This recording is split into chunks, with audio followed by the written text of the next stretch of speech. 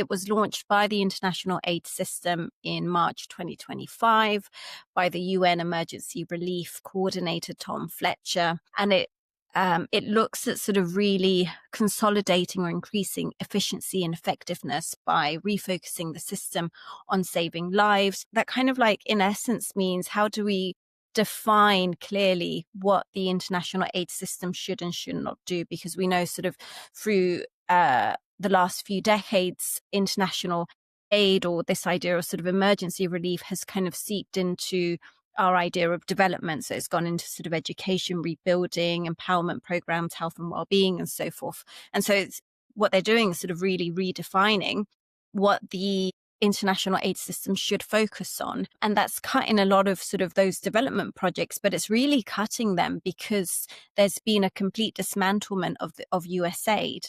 And you have sort of large donors like the US government that have cut funds. And so therefore the UN system is being starved at the moment financially. And so that's where this humanitarian reset has kind of emerged from. So it's come from the cutting of sort of financial aid. And what's interesting is where you talk about how do we bring back power to these communities, as long as you still have international agendas being made and narratives being constructed by a small elite minority, which are either sort of sitting in Geneva and so forth, you're not going to be able to have on that table, on that decision-making table, affected communities. You know, their voices are drowned. Who's saying what humanitarian reset should look like?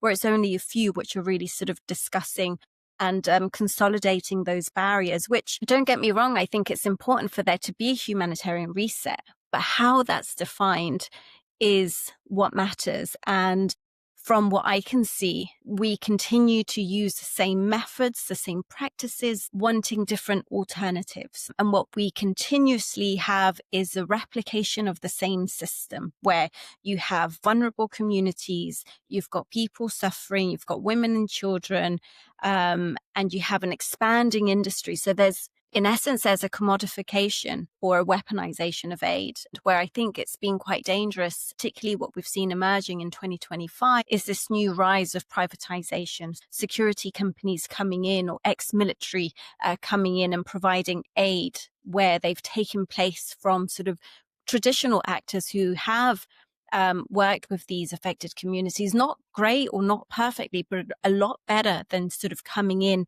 and parachuting these sort of security contractors in the name of efficiency. And so what you have is a deliberate removal of care within the humanitarian system. And I think even if we look in retrospect and we look when we have our own crises, when we have our own family issues or health issues, you'll probably have your grandmother, your mother, your aunts coming in and helping, but it's all meshed by sort of people that care.